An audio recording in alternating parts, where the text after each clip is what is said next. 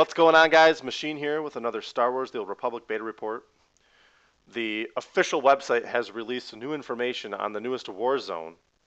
For those of you who do not know what Warzones are, they are the areas where battle occur and you own each other's face. So in other words, PvP. They've announced 3 of them so far, the newest being Void Star, Huttball, and Alderaan. Now, Void Star is basically a search and destroy. There's going to be 2 teams.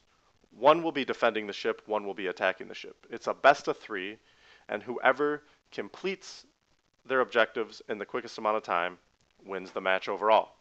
So basically, you're going to go in, and each team is going to have objectives or quests, whatever you want to call them, and you must complete these objectives to finish your master objective of finishing the mission. So it's not going to be a situation where you're going to run in and just everyone's attacking each other aimlessly, whatever the hell. No, you actually have purpose and objective. You have to go in, you have to finish these objectives in the quickest possible time.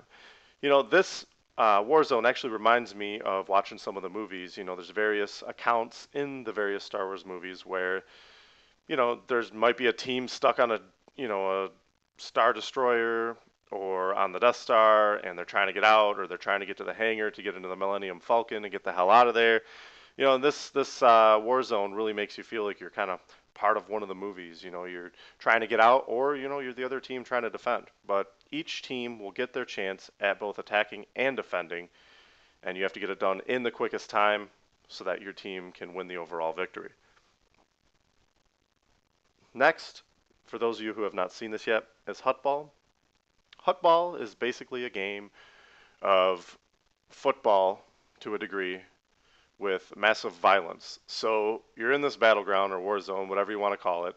There's a ball. You got to get the ball. You got to score on the other end. But while trying to score on the other end, you're getting attacked by various players from the opposing team.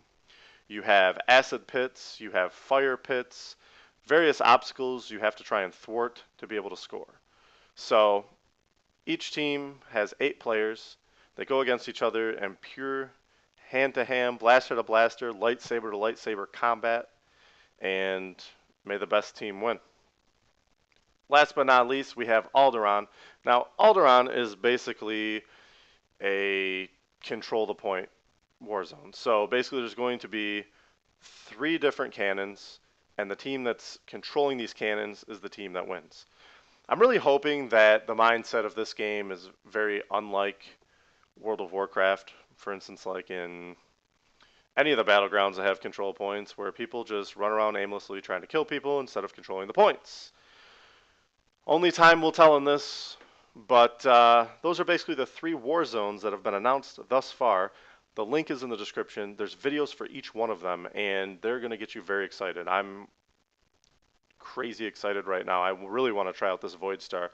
I like the fact that it's not just open grounds to kill people in these war zones. It's objective based, and as long as you have a good team, the objectives should not be a problem, and they should be challenging to a degree, but yet at the same time, every team player is going to have to, you know, exercise strategy and get it done. So, like I said, go check out these videos. Pretty exciting. Next, we're going to talk about a very interesting article that IGN actually put out, and it's entitled The Old Republic, Shades of Grey, Trying to Walk a Neutral Path in BioWare's MMO. And obviously, I'm not going to read the entire article for you guys word for word because that's not what I do. I more or less read it myself and then give you guys an opinion on how I feel about it. But the gist of the article is basically it tells the story about this particular person who is playing a Jedi. And in Star Wars The Old Republic, you have a force meter. You can go light or you can go dark.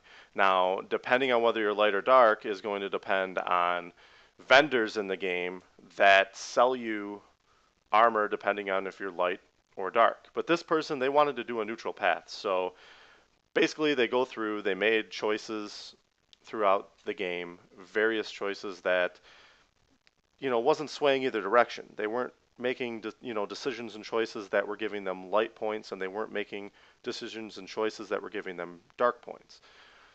So when it came time to the point where he could go to a vendor to, you know, view the items, he couldn't buy either one of them. He had actually totally grayed himself out. Now, this brings up an interesting point because what if a player wants to be neutral? What if they don't want to be light or they don't want to be dark? And that was pretty much the point of his article, but I have an even kind of deeper subject to bring up. Why is this even an issue to begin with? You have two factions. There is Republic and there's, Imperial Empire, whatever you want to call them. To me, that's choosing whether you want to be light or dark. Obviously, there's some more neutral-based classes, or what I would consider a third faction. If I was a smuggler or if I was a bounty hunter, I really don't have any force sensitivity, if you will, so why would it matter, whether I'm light or dark? It shouldn't. So, that being said, they really should do something with this because to me, I'm already picking my choice in the game on whether I'm going to be dark side or light side when I pick whether I'm going to be Republic or Empire, because Empire is obviously led by the dark side of the Force and the Republic is obviously led by the light side of the Force. So I really don't see the confusion there, but apparently they have made it in the game, which we already knew this, where you could be light or dark, you know, not mattering what side you chose initially. So they said that they're looking at making some changes, or maybe they'll come up with like a neutral vendor. I don't really know what the solution of this is. That's probably the most obvious one, but I think they complicated the game by allowing people to pick a light or dark side on both factions.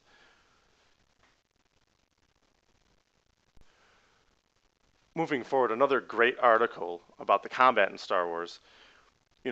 As many of us know, there is no auto attack in Star Wars: The Old Republic, and this article really goes out to show, what's all involved in not having an auto attack. And the thing I liked about it was, they brought out a great point. This game forces you to be involved in combat. You have to select abilities. When you're not able to select an ability based on whether you're out of, your action-based stat, it's going to have you start to activate other abilities that don't require these things, maybe defensive abilities or, stepping back and getting a heal. I like the fact that this occurred. I like that they took auto attack out of the game. I think people should have to pay attention and actually should have to play their role and should have to activate abilities. And this article states just that. If you're looking for a game where you're going to be able to kind of sit back and auto attack or whatever you're thinking you're going to do, like what happens in a lot of other games, this isn't the game for you. This game is going to force you to be methodical in your thinking. Are you going to, blow your load in the beginning and really bust out attacks, or are you going to be, a little more reserved, maybe throwing out an attack here and there, and then waiting till the end where you can just unleash a crazy barrage of firepower. So it's definitely a good read. I encourage you guys to check that out. The last article that we're going to talk about today is actually based on some of the dungeon runs in Star Wars: The Old Republic. And basically they went in this, one of the earlier on dungeons, I believe it was the Hammer, and brought up some interesting things that do occur in the dungeons. For instance, when you come up on maybe an active NPC, that NPC is going to randomly choose someone in your party. It's going to be different each time, and that person will be the go-to guy to make a decision. For instance, someone might come up to you, choose your character, and say, hey, this is what's going on. What do you want to do? At that point, that person in the party makes a decision. Now, that decision can affect the rest of the dungeon and how it goes. So you're definitely going to want to have good group communication when going through these instances. There was another cool thing that got brought up, and it was more or less about having, a wide variety of classes and skills in your party. There was actually an elevator that could take you up to the second floor, and it allowed you to skip a whole area of the dungeon, but you had to have a splicer in your party. So it goes to show it's not just going to be, your middle of the run instance or dungeon. They're going to have variety, and not every person is going to be the same person making decisions throughout the dungeons. So once again, group communication's great. I don't know how that's going to work out in pugs, but I definitely plan on running with the same group throughout my game experience. So I'm pretty excited to be able to play together and strategically get through these instances. And it's a great read. I definitely encourage you to check it out. It kind of gives you a look and feel for what to expect in these dungeon runs. So link is in the description for that one as well. Other than that, guys, not a whole lot of information released this week, unfortunately. On the beta forefront, they still haven't released the new build, which is frustrating. I really thought it was going to be out by now. But they did update the forums today and said that there will be no build for this weekend. So that's making me have high hopes for this upcoming week. I really hope they get this moving soon, because I'm definitely excited to jump back in the bounty hunter seat, take control, try out that power tech tree hardcore. So sorry for the lack of information this week on Star Wars, guys. Like I said, they're still just reporting on the Republic and pretty much the rebellion side of things. There's not a lot of Empire stuff coming out just yet, which bums me out too, because that's the class side I'm going to be playing, and that's the information I'm really interested in. I really want to see some more of the comments, tests, and reviews on those classes. But obviously, because my channel is going more in the Star Wars: The Old Republic direction, I'm going to report on both. So as always, guys, stay tuned. Thanks for checking out the video. Definitely go and read those articles, and definitely, especially, go check out those videos for the Warzones. They're really exciting, and they give you, kind of a secret look in to what to expect from PvP. And speaking of PvP, I'm excited for these Warzones, but I'm also excited for open PvP too. I personally have been playing WoW on a PvE server, and I've been missing that element of just kind of rolling up on someone, not knowing what to expect, and next thing you know, people are jumping in their guild chats and jumping in, general chats and saying, get over here, the rebels are here, or get over here, the Imperials are here, and, having an all-out light versus dark war. So definitely exciting. The game is coming soon. The early release can definitely not come early enough.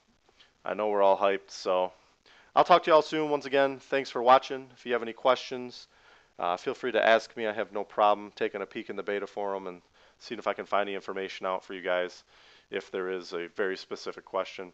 So I'll talk to y'all later. Thanks for watching. Stay tuned. Machine out.